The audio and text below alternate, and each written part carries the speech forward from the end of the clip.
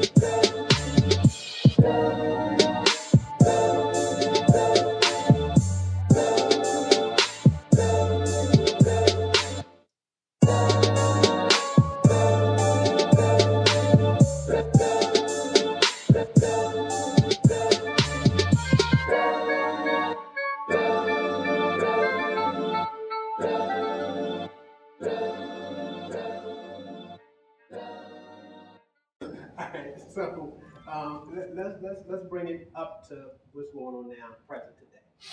Um, you are part of the Black Lives Movement. Well, it's a very fluid, ambiguous movement.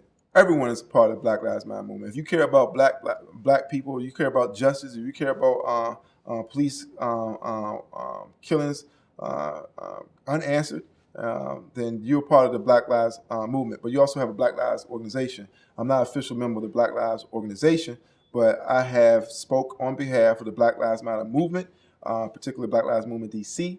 Actually was one of the founders of a group here in DC, which was called DC Ferguson, which we was the first to do a lot of the major events that you saw immediately after, of course, Ferguson here from shutting down areas all over town. But I run React Radio, independent radio station, which is the platform for all of the activism, and we continue with that, and we support everybody that wants to get out here and do something. Cool. What do you say to people who feel that this movement, the Black Lives Movement, is a fad, and that it's just around for a little while, and eventually it's going to go away, just like Occupy Wall Street and all that kind of stuff? History is prologue, and I'm glad you brought up Occupy Wall Street, because they say the same thing every time there is an uprising. It is a youth-led movement. They say the same thing. The system does not change. It gives you the same response. Oh, there's a playbook that they go by. They said the same thing for the civil rights movement. They said the same thing as you just mentioned, the Occupy movement. So what has to change is our game plan and our game book, because the system has adjusted to accommodate protests. They have adjusted to accommodate even sustained protests. What they cannot accommodate is dissension. What they can't accommodate is people economically expressing that dissension. And that's what's left for us to do now. If the day black people stop buying Jordans, the day black people stop becoming the largest consumers in this country, the day black people take that money out of Bank of America, Wells Fargo, HBC, and all the other multinational banks, some of them profiting off private prisons, some of them investing in apartheid South Africa, some of them laundering billions of dollars in drug money and too big to jail, as Eric Holder said before, then we'll start seeing some changes. Right now, we are, taken for granted, because where are we going to go? That's what they're basically saying. What you going to do? And that's where we are right now. What are we going to do? Because clearly what we have done is not working. In your eyes, what do we need to do to make it work? Beyond, we need to pray. We need to pray with our feet and vote with our dollars. Johnny Cochran said that the best way to air your grievances against the federal government was the withholding of income taxes. And I submit to you that is the third rail, because the moment that enough people begin saying that I'm no longer giving a third of my income to an institution that does not support me, respect me, and is diametrically opposed to my existence, my money, then you will see some change. Now, people are saying, oh, well, you're going to go to jail. Well, we got the largest prison system in the entire world. What you want to do? Well, let me ask you a question. how would people go about doing that? You march down your personnel office and file exemption from your withholding, and they will stop taking out state tax, and they'll stop taking out federal tax. And in D.C., it's a complete sham because we're not a state.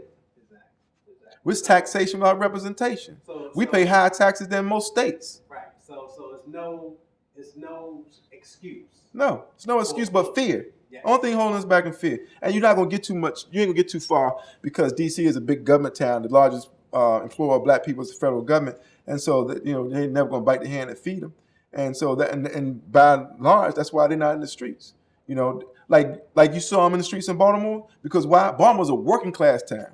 You know, in D.C., you got too many bougie Negroes that got something to give up. You know, they don't want to give up that Porsche. They don't want to give up their house.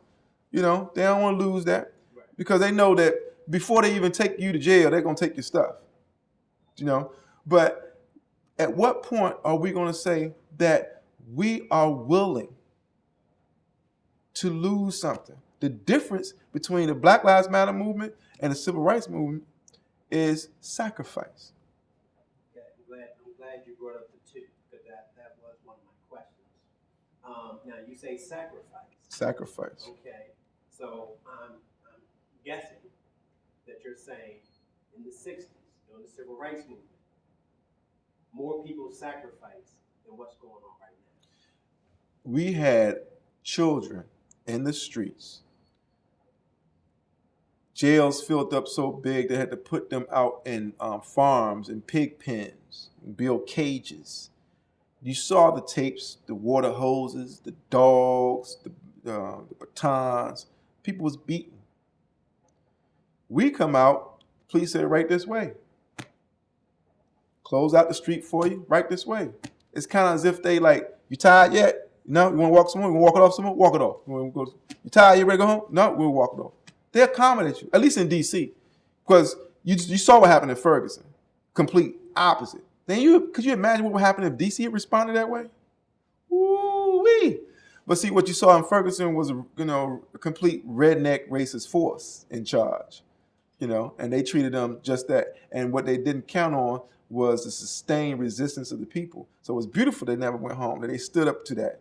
That's what inspired me, that they stood up to that. I was there with them. I came out, that got me up out my seat and went to Missouri because I want to be a part of that. And my buddy got shot with a rubber bullet out there and got tear gas. So we've been there, but the sacrifice is that leaders was killed. People turned up missing. Now we go to a protest or a march or whatever. They show up at a certain time. They make some noise. They go to Starbucks and McDonald's and they go home. Yeah, it's great. You turn up. You made a statement, but you have not fundamentally done anything. Okay, and you went to work next day. And you feel better because you did something. The system has made accommodations for that. This is not, transformational. And so we must be willing to risk something, and until we do that, we're not going to see any changes. I want to talk about the media for a second. You mean the 6 corporations control most of what we see here and read in this country? That media, okay. They're kind of slowly getting off of the Black Lives Movement, and they're going into other topics such as terrorism, ISIS, and all that kind of stuff. Once again, how do we make sure that the focus don't go astray? What do we need to do as far as with the media to keep this going? I know it's hard, but how do we? Life is hard, so that's never an excuse. It never ceases to amaze me just how many intelligent, otherwise well-intended, informed people enjoy watching Fox News. When black people stop watching Fox News, and who actually went to court in the case of Monsanto and was ruled that they are not legally required to report the truth, and I'm a victim of that because of mischaracterization of an edited video that they concocted to try to make it claim as if I was saying kill a cop, and people can look that up. Fox 45 in Baltimore, Kymore Freeman. We did a petition on that. Couldn't get a lawyer to take up my case. But we should say to hell with their media, because until the lions have their own historians that tells the hunt, we continue to glorify the hunter. Their story, their images, their content is part of the problem. We should have learned that lesson if you looked at the coverage of CNN, NBC, not Fox News, not the right wing. I'm talking about the supposed liberal media. You know, Don Lemon. Do you see his coverage of Ferguson? Do you see his characterization anytime the issue of Black Lives Matter come up? Oh, when the girl got thrown out and slammed on her head in the classroom. Well, we have to understand what was happening before. What do you mean what happened before? He picked this little girl up and slammed her. Now, that's what a cop did for a girl sitting in the chair. But you have armed white men take over a government building and the sheriff come out and shake their hand. They ain't calling that out. So this is what we're talking about. The media is part of the problem. The media is the propaganda wing of the government. And Edward Bernays, in his 1928 book, Propaganda, lays it out. It's like Noam Chomsky said, it's manufactured consent. They sit here and give you the information that will keep you complacent, misinformed, misdirected, and off message. We have to begin to tell our own stories. And this ain't just white media. Radio 1 is a main black media is part of the problem too. Radio 1 don't have no reporters. BET ain't got no news segment. First thing they did when Viacom bought it was get rid of Tabitha Smiley.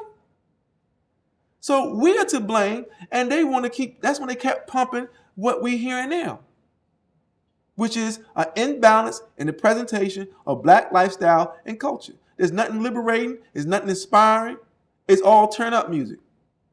And our kids are listening to basically strip club music on the radio, 6 years old, So to answer the media is that what we should be doing is supporting shows like you're doing and producing and work I'm doing, other independent media outlets, Black Agenda Report, WPFW, Access, public access stations all across the country that we can use and share our own information. We have low power FM stations all across the country, even though Radio 1 has filed an injunction against me to try to prevent my station from ever hitting the airwaves, black company.